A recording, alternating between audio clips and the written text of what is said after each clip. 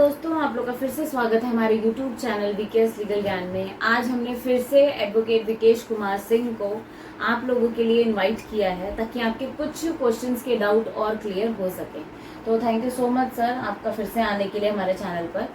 तो आगे डिस्कस करते हैं। आज का जो हमारा क्वेश्चन है बहुत ही ज़्यादा इंटरेस्टिंग है, क्योंकि ये केस ऑलमोस्ट अगर हम बात करें भारतीय उसमें, तो मैक्सिमम महिलाएं इस केस को जानना चाहती हैं और करना भी चाहती हैं, और वो है खर्चे का केस।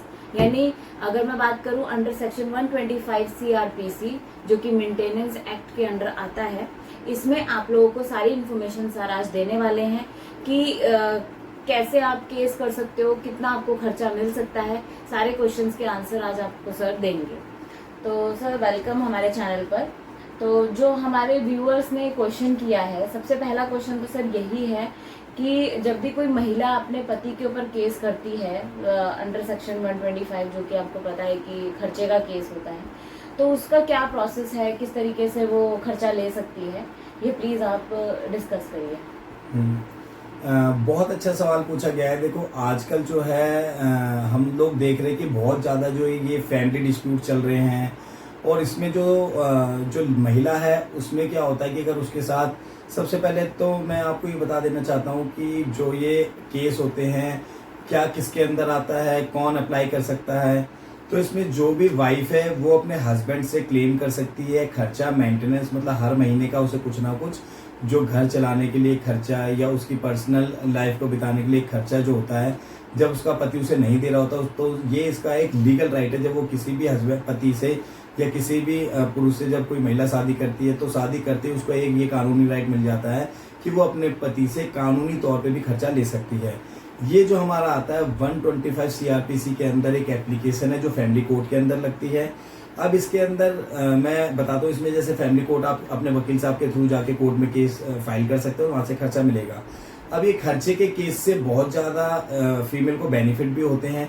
जैसे अगर मान लो कोई उसका पति है, उसके साथ मारपीट करता है, या उन लोगों का पहले से कोई केस वगैरह चल रहा है, कुछ हो रहा है, और जो महिला है वो कमाती नहीं है, तो ऐसे मामले में उसे अपने केसों को चलाने के लिए, अपने घर को चलाने के लिए, अपनी डेली रूटीन लाइफ को चलाने के लिए उसे खर्चा चाहिए होता है। और वो इतनी एलिजिबल नहीं है कि वो कहीं नौकरी कर सके, क्योंकि मान लो बच्चे को भी पाल रही है। तो ऐसे मामले में जो महिला को ऐसा राइट मिला है कि वो अपने पति से ही खर्चा ले सकती है। तो ऐसे मामले में जो महिला है, महिला को क्या करना चाहिए, अपने पतियों से ही खर्चा लेना चाहिए। तो उसके लिए कोर्ट में केस फाइल कर सकते हैं। इसमें महिला को कुछ नहीं करना, कोर्ट में जाना है, वकील साहब से मिलना है, अपना जो भी डॉक्यूमेंट्स वगैरह बेसिक चाहिए होते हैं, जैसे आधार कार्ड हो गया, मैरिज का फोटो हो गया, मैरिज का कार्ड हो गया, ये सारी चीज़ों से आप कोर्ट में केस डाल सकते हैं। कोर्ट में केस डाल के लड़के के पास सम्मन जाता है, नोटिस जाता है, वो कोर्ट में आता है, फिर कोर्ट में डिसाइड होता है। इसमें क्या होता है, शुरू में ही एड एंट्रीम जो है खर्चा बन जाता है। लेकिन ये तो हो गया प्रोसीजर जो हमने बात करी। लेकिन इसमें क्या होता है कि बहुत बार जो है ये सवाल आते हैं कि खर्चा कितना मिलेगा। भाई हम जब कोर्ट के अंदर जाएंगे तो मुझे जो फीमेल है उसे खर्चा कितना मिलेगा।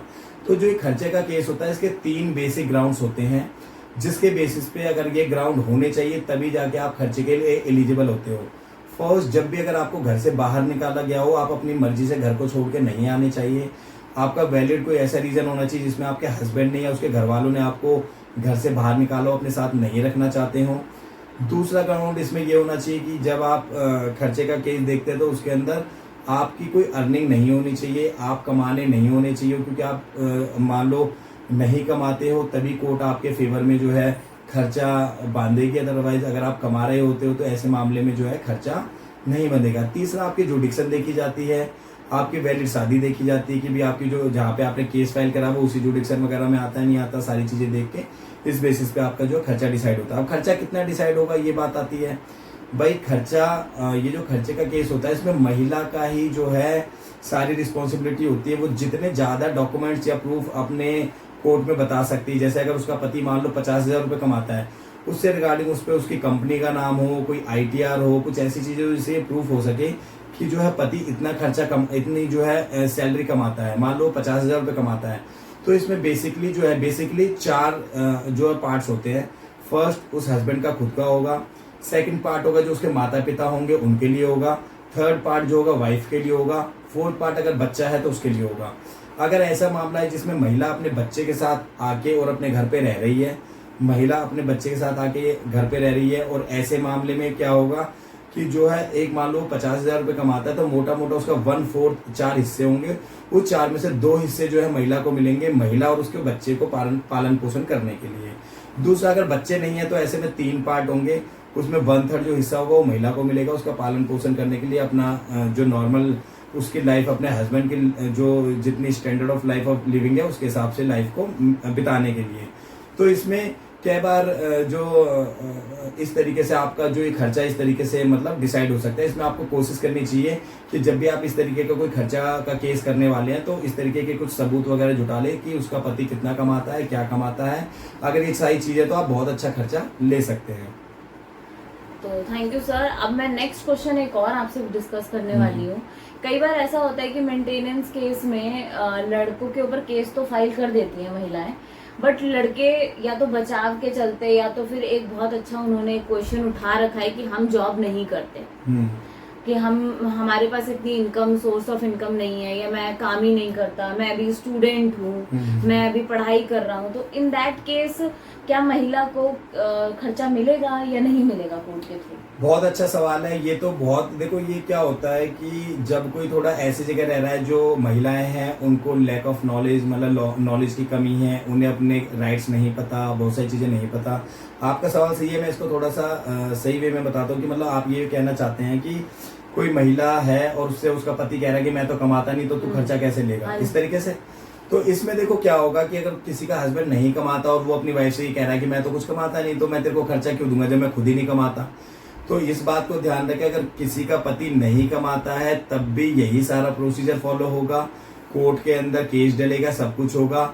गवर्नमेंट ने एक बेसिक जो है इनकम डिसाइड कर रखी है, जिसके हाथ पैर सही हैं और जो कमा सकता है, और जो अनपढ़ है कम से कम उसके 13,500 से लेकर 14,500 रुपए जो है इनकम मानी जाएगी, और जो पढ़ा लिखा है उसका 16,000 से लेकर 18,000 के बीच में जो है इनकम मानी जाएगी।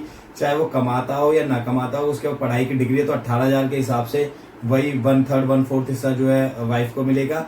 नहीं पढ़ा लिखा होगा तो 13-14,000 के हिसाब से मिलेगा। तो मतलब जो पति है वो कभी भी बच नहीं सकता, उसको जो है खर्चा देना पड़ेगा। उसकी रिस्पॉन्सिबिलिटी है, चाहे वो अनपढ़ हो या पढ़ा लिखा हो, कमा रहा हो या ना कमा रहा हो, उसे पे करना पड़ेगा। जी हाँ, वाइफ को खर्चा देना ही पड़ता है, चाहे हस्बैंड कमा रहा हो या ना कमा रहा हो। तो आई होप आप लोगों को ये चीज क्लियर हो चुकी होगी।